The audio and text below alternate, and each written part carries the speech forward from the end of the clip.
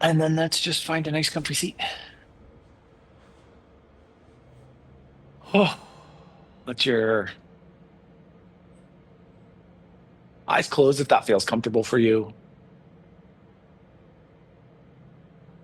And just settle into a cycle of respiration. See if you can just feel into ease through each cycle of respiration.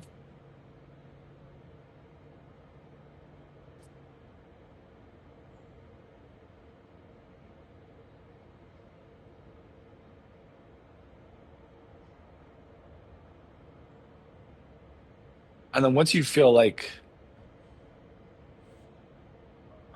there's an ease and fluidity in your breath, let's think about positioning the spine in a way where it is stacked on the sacrum. We become relatively weightless. And then see if you can let the distance between the bottom of the ears and the top of the shoulders expand. A little cervical spine expansion. Stay neutral in the spinal column, but think about extending upward. So there was a time not that long ago when kingdoms would change hands through what we'd think of as wills.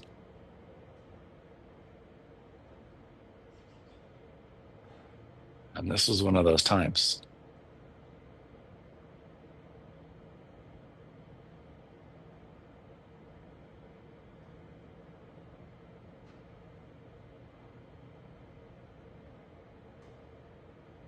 As you're experiencing those respiration cycles, can you think about where you can soften the edges of the transition between the inhale and the exhale?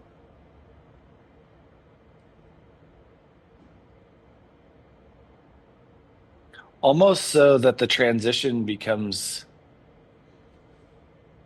like a melting fluid without a stop point, without a center point.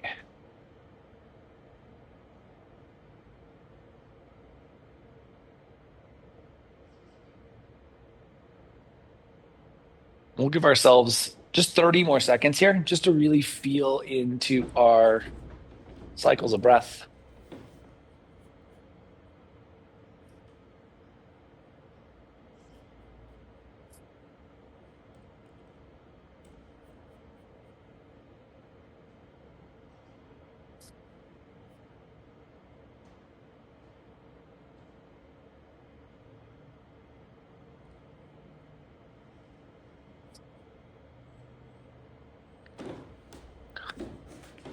And then when it feels appropriate for you, let's bring our hands to heart center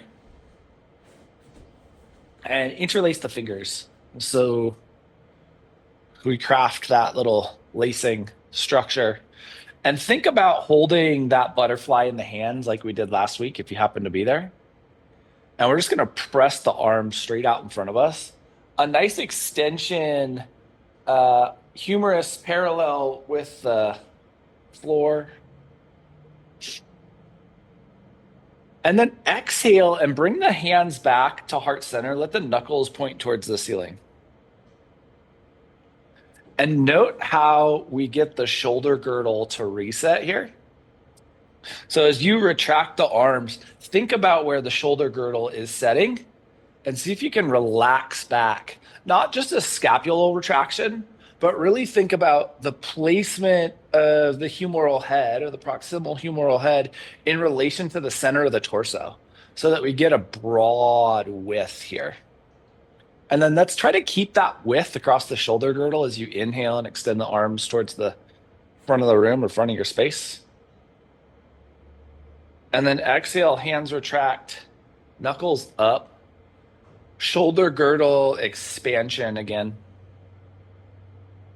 And let's just do that 2 more times with our own breath. So inhaling for an extension, exhaling for that retraction, and thinking about how you set the shoulder girdle into not just neutrality, but its most expansive space.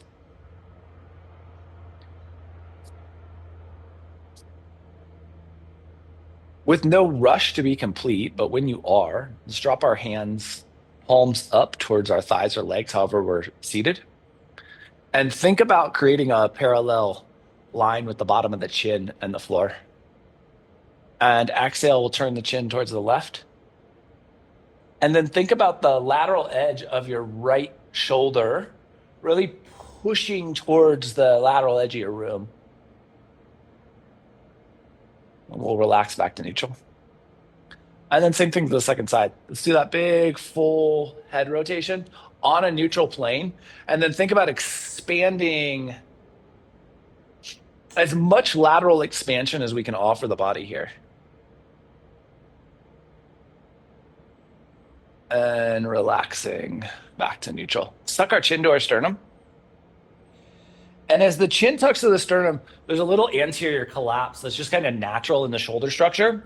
Think about pulling the scapula back and at the same time pushing the humeral heads out wide.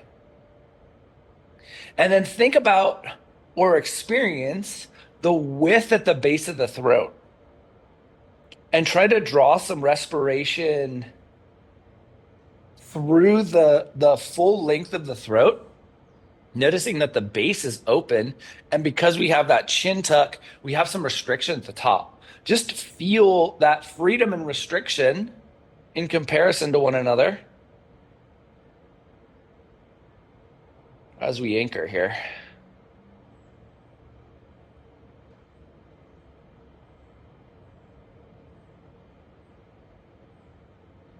And then when it feels appropriate for you, let's lift our chin back to neutral.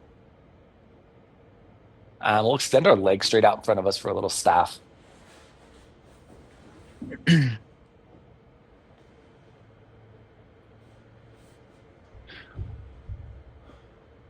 So as the legs extend, feel free to just work your way into a traditional seated forward fold.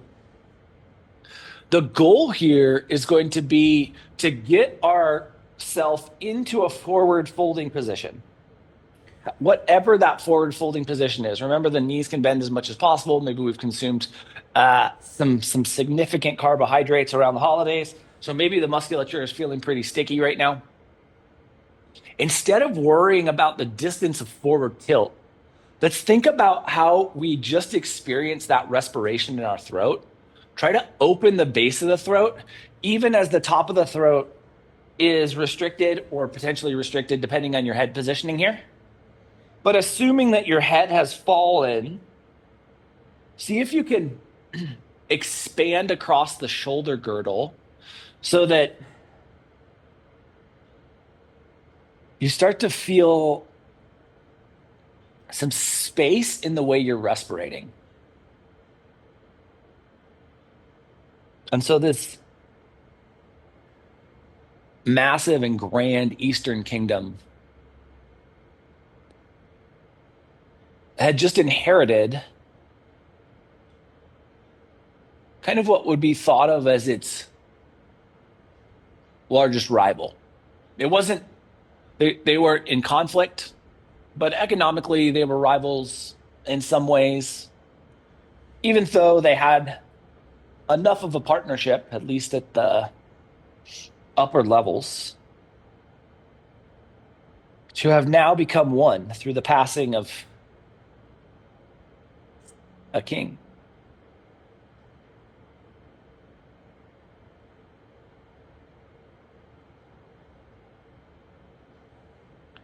We're going to give ourselves 60 more seconds here. And so the inheriting king had done what you do when you inherit giant swaths of land. He'd asked his cartographer to go out, the royal cartographer to go out and essentially do a survey of the land. The cartographer had asked for an assistant, but all of the good assistants were assigned to other tasks. So the cartographer was given a yogi to go with him. Last 10 seconds here.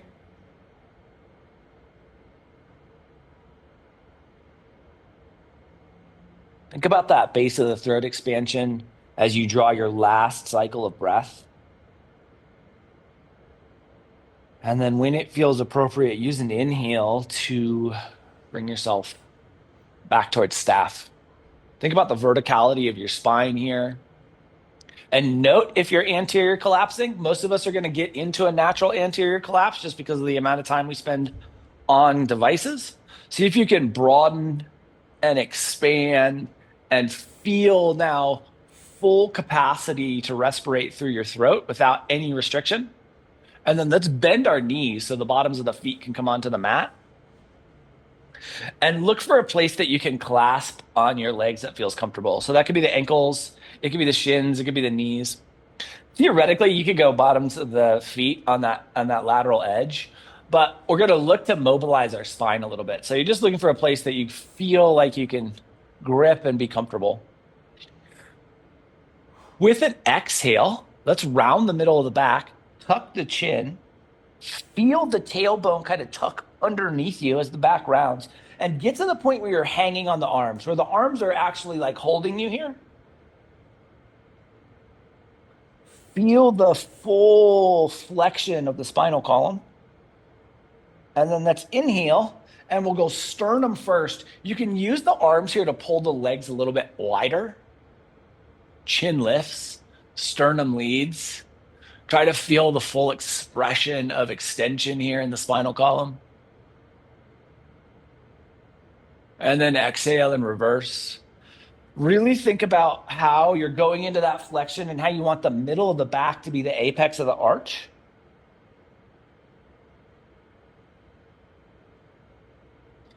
And then inhale into extension. And now we're just going to turn the movement over to you. So you're moving with your own breath. Exhales, retracting back into flexion, extensions pulling forward. At the same time, put the awareness on the encapsulation of the throat. So that as you're moving through both positions, can you feel width across the shoulder girdle that's opening your ability to respirate?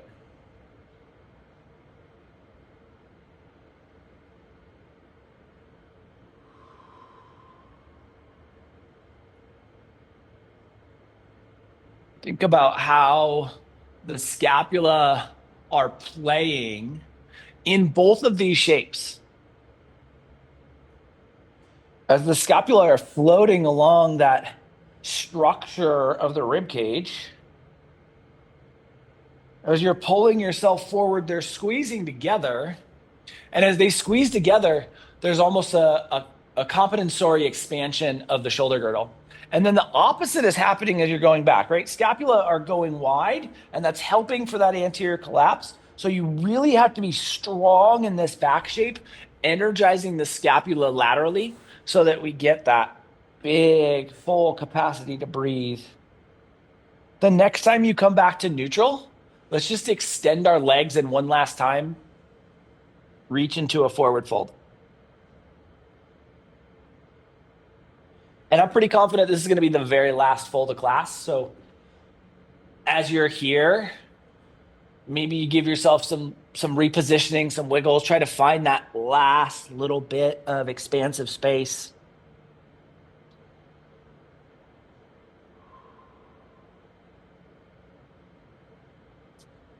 Think about the anterior hip crease here and what that is doing in relation to your fold. Pay or maintain attention on the ability to respirate through the throat cavity. And we'll give ourselves just 60 more seconds here.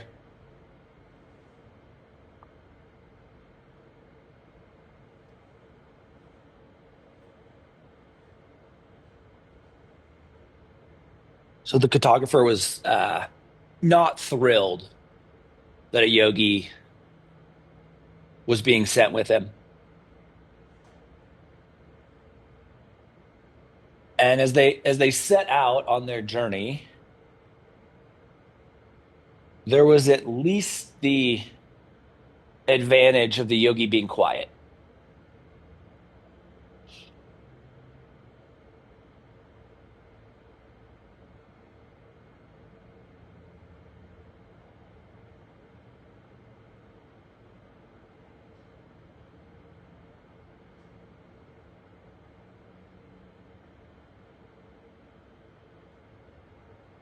When it feels appropriate, we're going to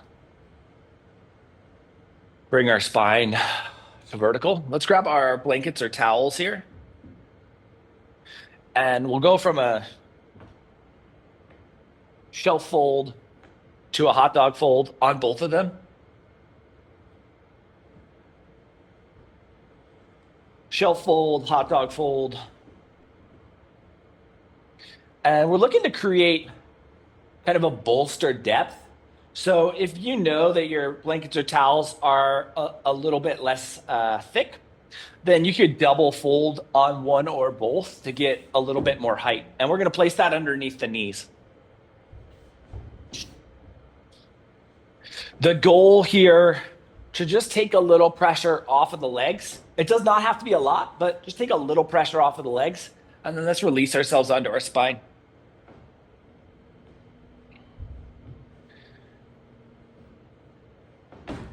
And just kind of pay attention to how the posterior chain is responding here to this neutrality.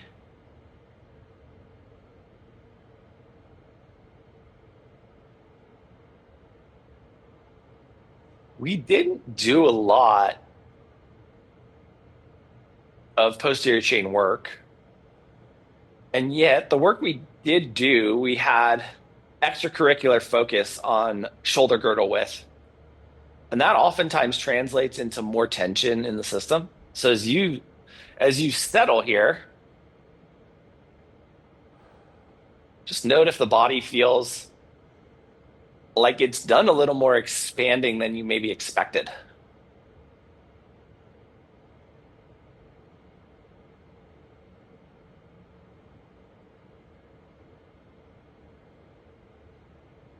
And then think about where your chin is positioned and ask yourself if it's optimally positioned for fluidity and respiration. So are you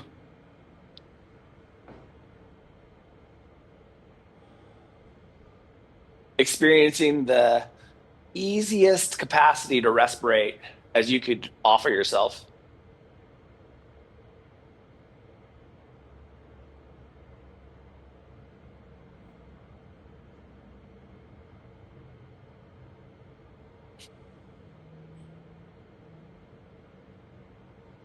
So as the cartographer and the yogi kind of made their way towards the border of their kingdom and into their newly inherited kingdom, the yogi was so quiet that the cartographer started to wish she was a little more talkative, wish that there was a little bit more communication.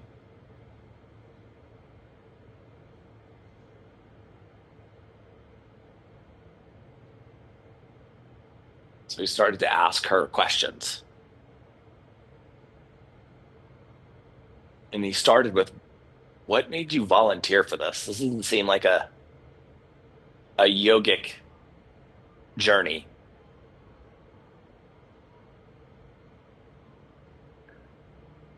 And she just kind of broke the silence with a smile and then said, experience.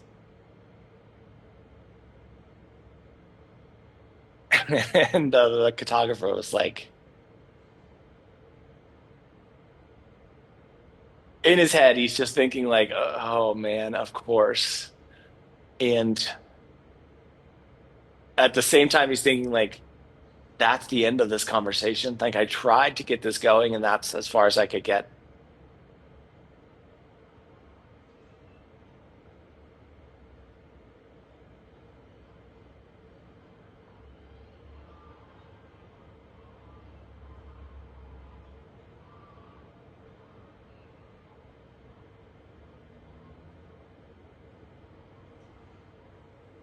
Once you get fully settled into that soft exchange of inhale and exhale, see if you can start to feel the pelvic bowl, pelvic girdle, start to relax and widen.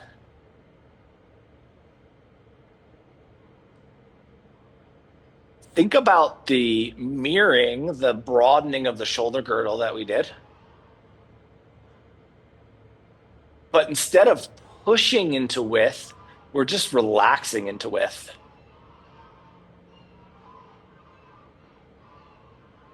Maybe that means that the angles of the toes change. So there's potentially a little bit of external rotation in the hips.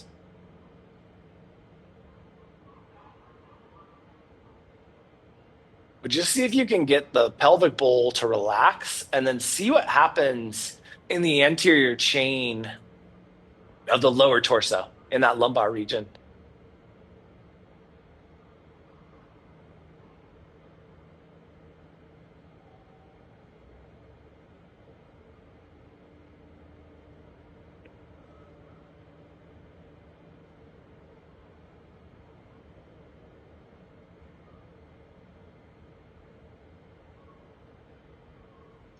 Give ourselves 60 more seconds here.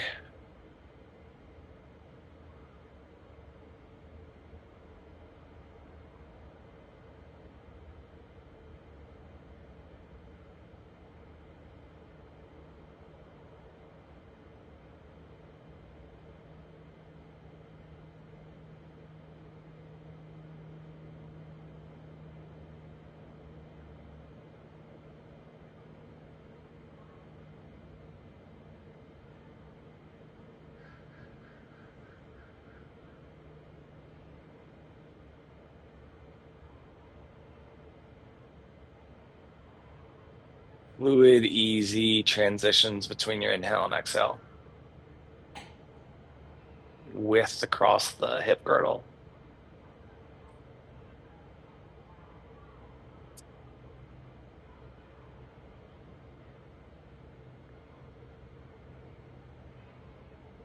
Now, when it feels appropriate, it's likely that your blankets can stay right where they are. We're going to, or right in the stack that they're in is a better way to describe that. We're going to move the blankets underneath the sacrum for a little supported bridge. So a knee bend while you lift the tailbone and a little scoot likely gets you to where you need to be, but feel free to reposition or redistribute the blankets how they're most beneficial here. But eventually, we're going to want to end up with the tailbone resting on the blankets like they're a block. And then try to imagine the union, try to feel maybe, feel or imagine, depending on your awareness this morning, the sacrum and the lumbar, where they're meeting being the edge of the density in your blanket. So, not necessarily the edge of the blanket, but the edge of the density in your blanket. And then arms can be a cactus or T or down by your side, whatever feels most optimal for you.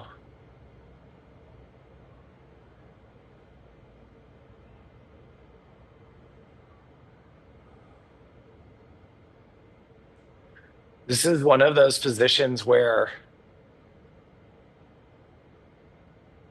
the base of the throat can be restrictive.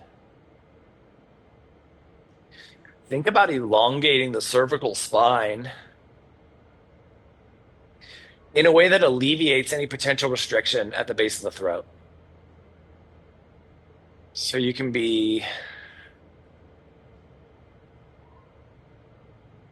really fluid and easy in your respiration.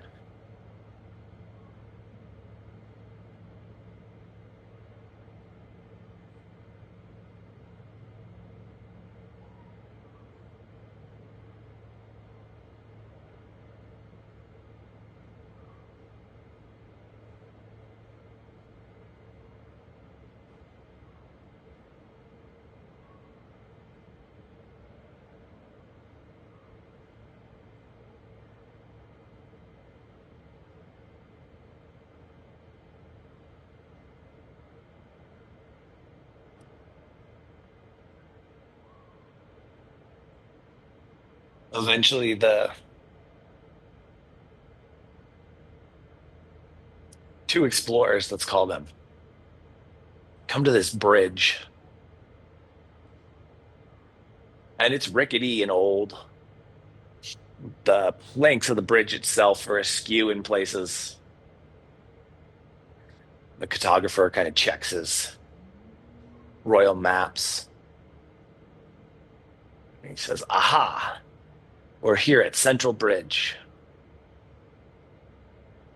And the yogi doesn't, she doesn't really roll her eyes, but maybe energetically rolls her eyes and then just steps on the bridge, walks across, almost as if she's inviting the cartographer to not be worried about these planks.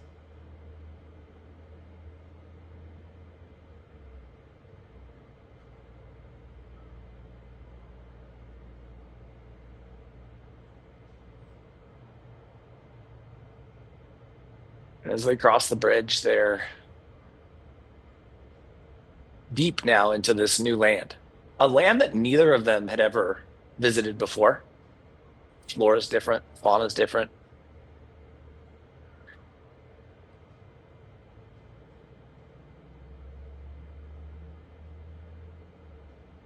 and their nervous systems respond differently.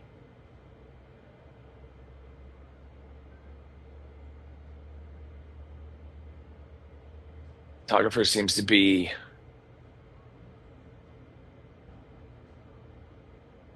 on edge almost constantly now, as a critter he doesn't recognize scurries across the path in front of him.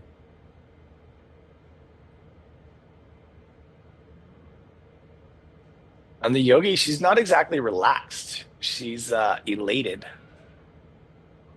to be seeing all these new sights, sounds, and smells.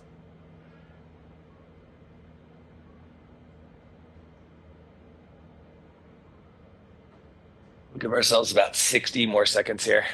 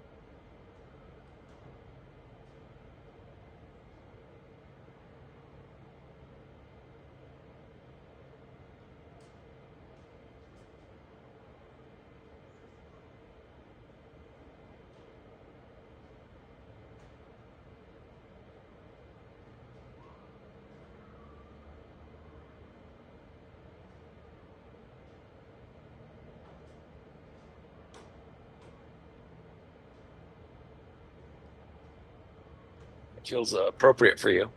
Let's press down into our toe mounds and heels enough to lift our belt line high enough to slide our props out from underneath us. And the props are likely going to be utilized here. So stacking or placing one on each side of the torso at the hip level, letting the bottoms of the feet come together and the knees fall out wide. Ideally here, the blankets or towels capture this external hip rotation and hold you so that we can just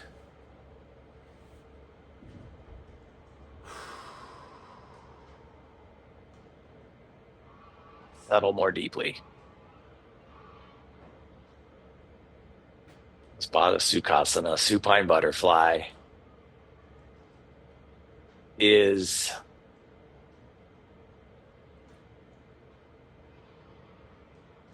especially supported. It just feels like one of the more nurturing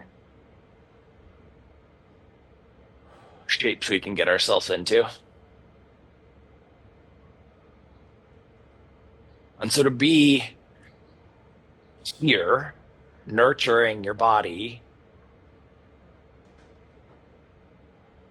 on a winter solstice, a day of nurturing and recovery, there's an auspiciousness to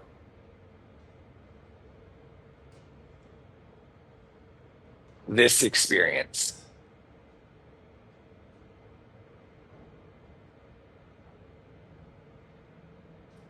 See if you can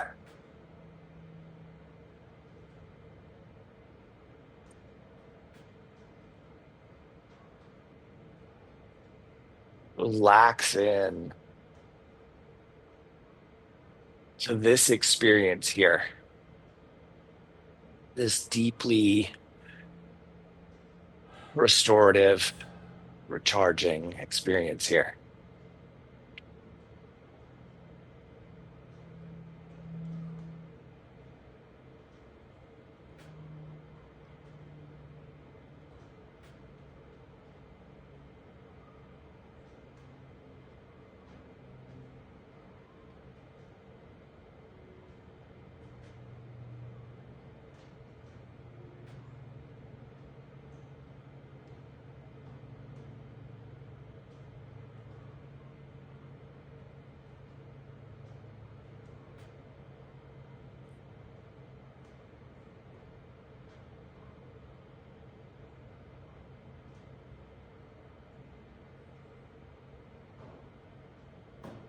At some point, the yogi notices that the cartographer is starting to get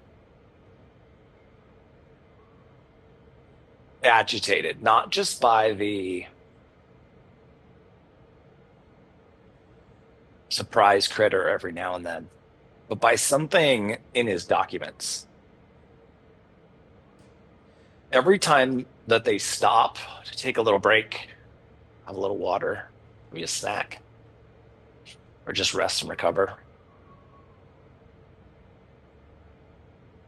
cartographer's kind of feverishly making calculations and shuffling through, rifling through his papers.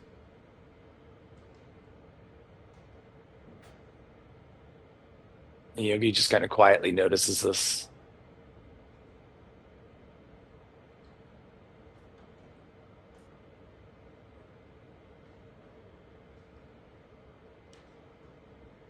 Next morning, as they're packing up their camp,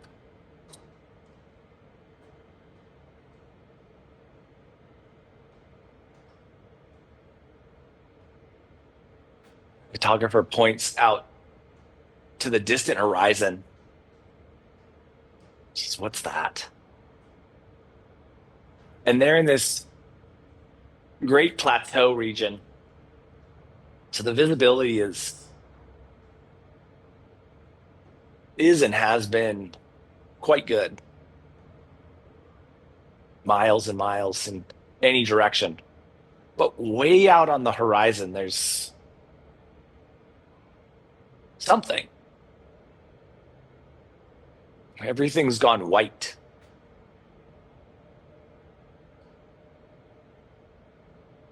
The yogi kind of looks, squints out into the distance. She turns to the cartographer and she says, "I think it's fog." And then they continue on in that direction.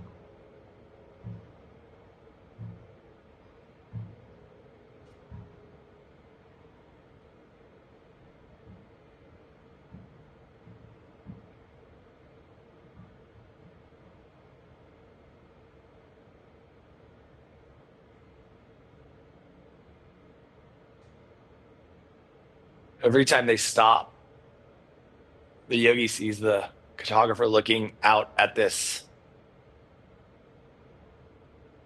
white space and rifling through papers more and more frantically. And as they get closer and closer to this, the yogi becomes more and more convinced it's fog.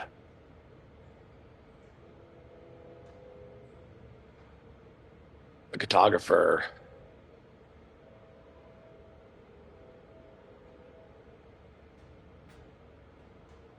less and less convinced. He keeps talking about the sheerness and the angles, how they're not natural.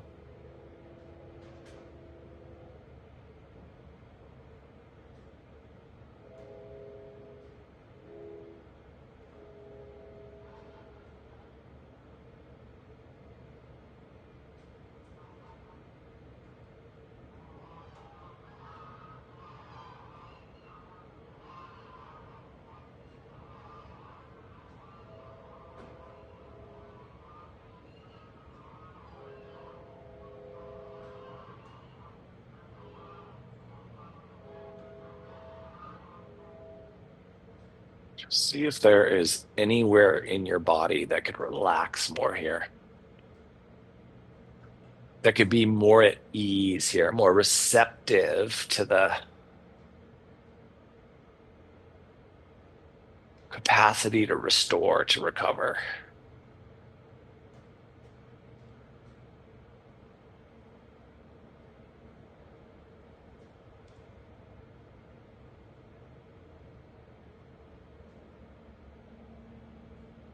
That should include your respiration pathways. So if there's restrictiveness in your breath, can you find ways to soften that so that you are more able to be at ease?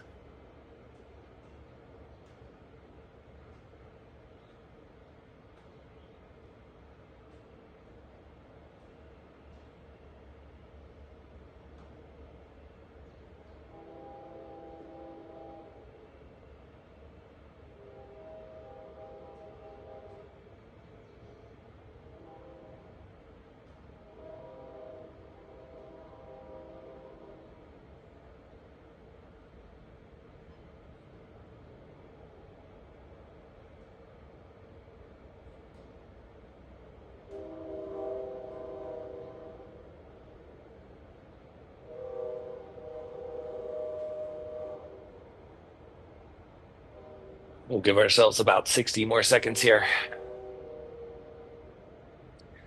Any last capacity to relax, to release.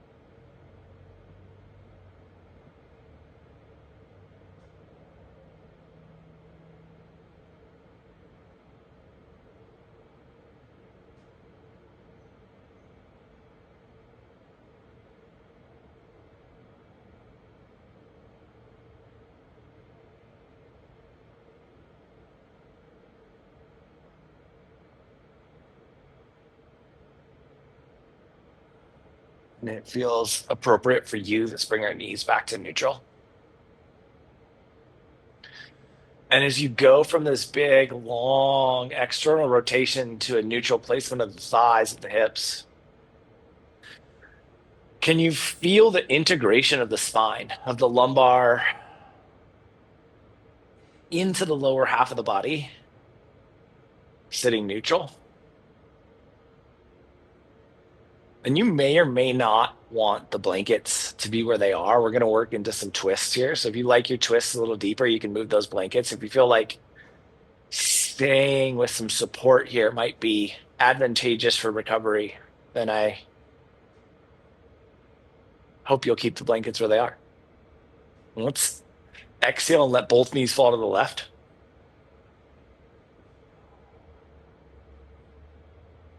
Just pause for a few cycles of respiration here and feel how this rotation is being received by the lumbar. How that thoracic joint is working with you and how the thoracic spine is responding to the lower half of the spine rotating. And then let's bring our knees back to neutral. Once again, land in neutrality so that you feel a reset before we exhale and let the knees fall over to the second side, right side.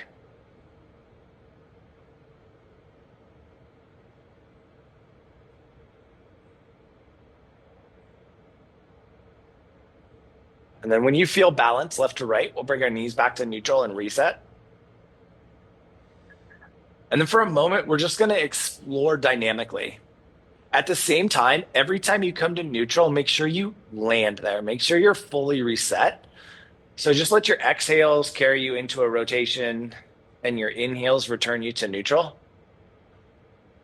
Make sure you pause enough at the end of your inhale that your sacrum can land before you start that next exhale.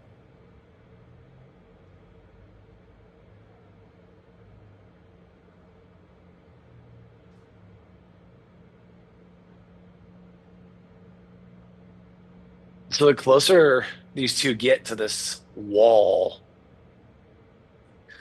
the more clear that something is going on. It does appear to be fog, and it does appear to be extending almost in a vertical line straight up and down.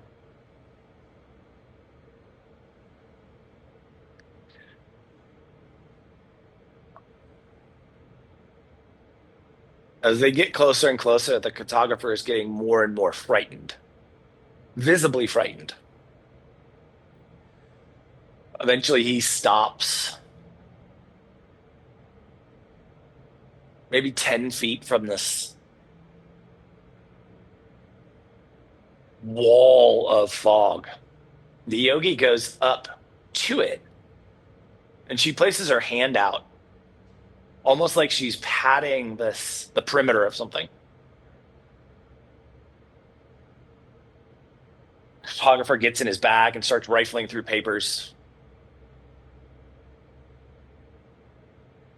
The next time your knees fall to the left, let's let them just pause and stay there. A little static hold to release into.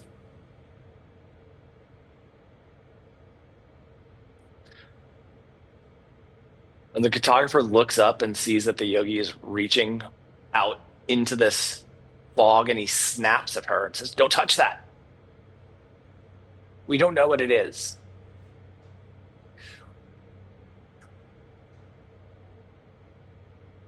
And then he's just frantically rifling through these papers.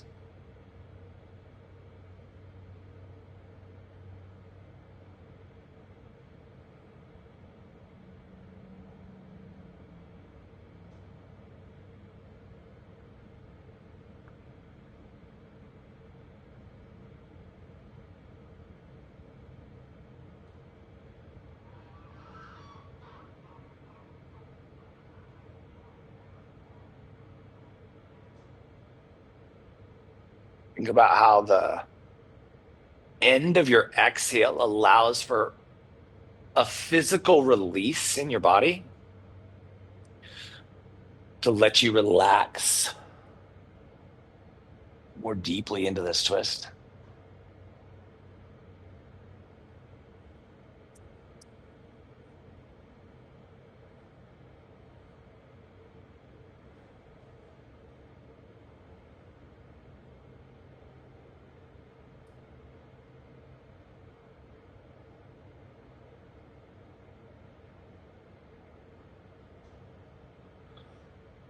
Eventually, the cartographer exclaims loudly and proudly, "Aha! I knew it, I knew it, I knew it." And the yogi kind of turns around with a slow rotation of the head, says, Cartographer says, "This is the valley of endless fangs." And then he pulls out this reference book and he starts reading this section on this valley of endless fangs.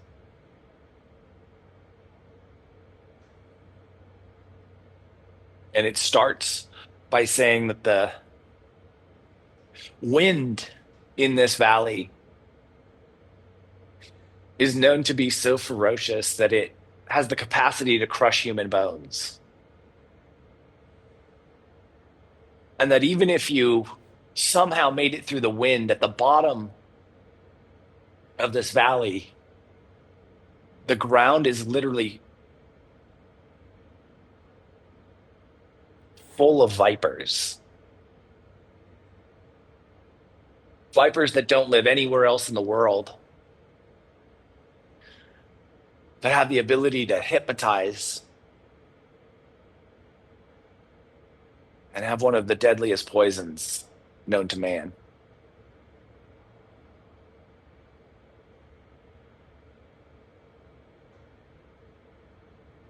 Last roughly 30 seconds here on this first side.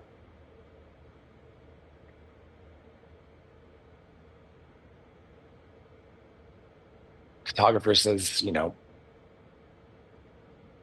I'm I'm looking at the maps. We have to go back. This valley extends essentially infinitely in both directions from here. We must turn around.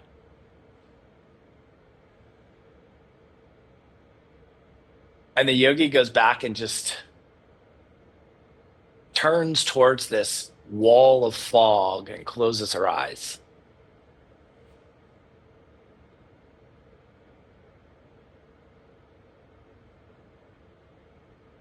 When it feels appropriate, knees back to neutral. Let yourself land and reset.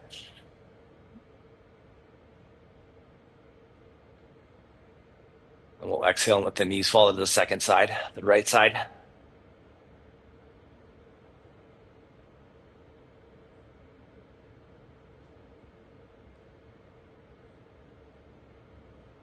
And so this gesture of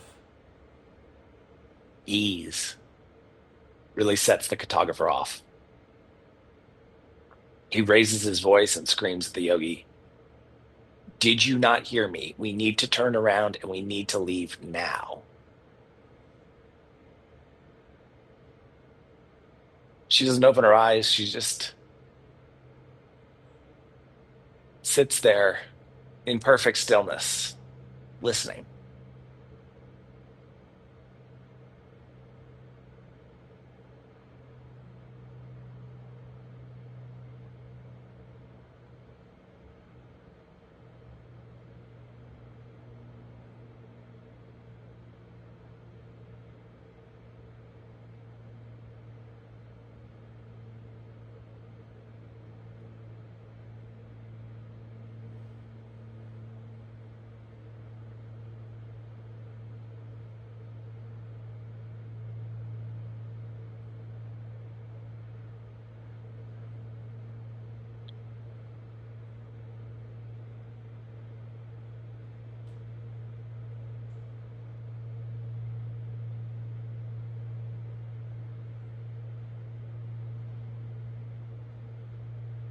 Last 30 seconds here on the second side.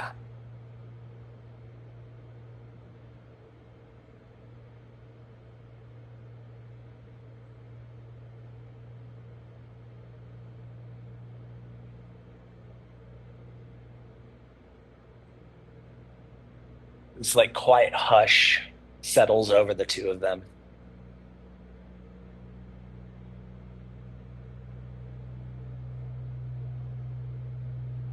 When it feels appropriate for you, when you feel balanced left to right, let's bring our knees back to neutral.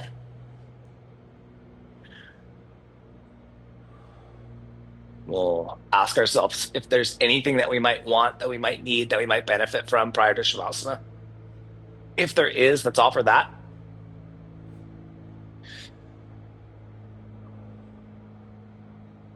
And if you have everything you need, if you're ready for some stillness, then let's just release ourselves into a shape where we can appreciate our stillness this morning.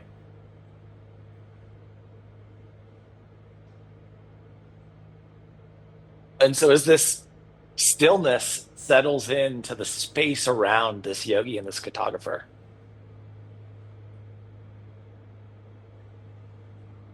it's broken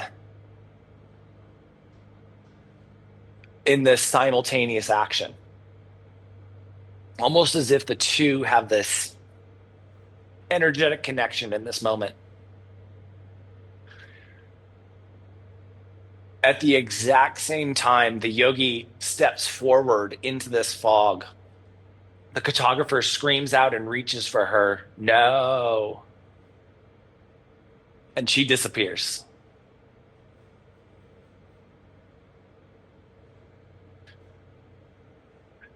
And the cartographer just waits,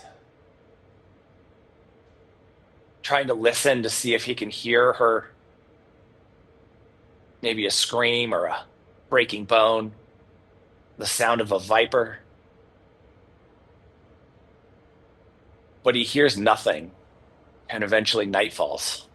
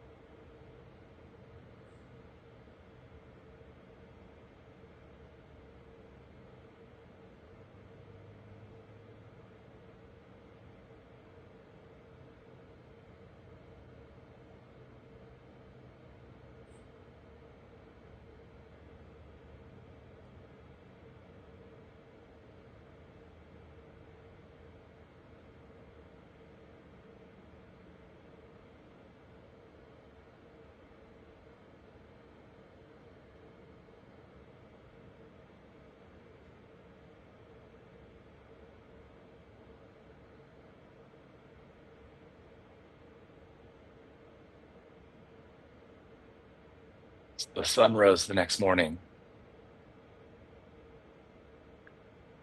The yogi appeared before the cartographer. She had a shirt full of strawberries, and the fog had completely cleared. And in front of them was this beautiful meadow. It had become clear that whoever had written this passage about this valley of eternal fangs had either been too scared to go in or wanted to keep it a secret to themselves.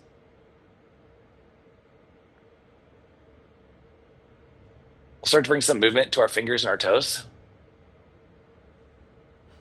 to our wrists and our ankles, our elbows and our knees. The photographer asked the yogi like how she knew it was safe. She said, I listened. I felt the earth. I felt the wind. I know those things. Movement into your shoulders and your hips, your neck and your head. And the cartographer ended up coming to great fame for being the first person to ever map this area. Eventually, the entirety of our body will move. And we'll utilize that movement to transition our way into a seat. In the seated space, spine gets tall, breath gets fluid, eyes closed.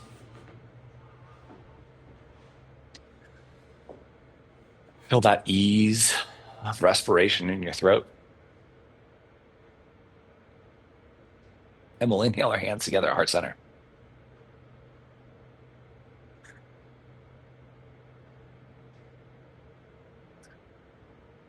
Over the course of the next 7 days, can you remind yourself that while an academic can starve trying to memorize the menu,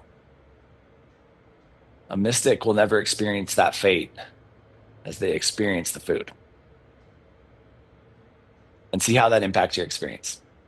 Thank you so much for being a part of this morning's practice and for being you. Namaste.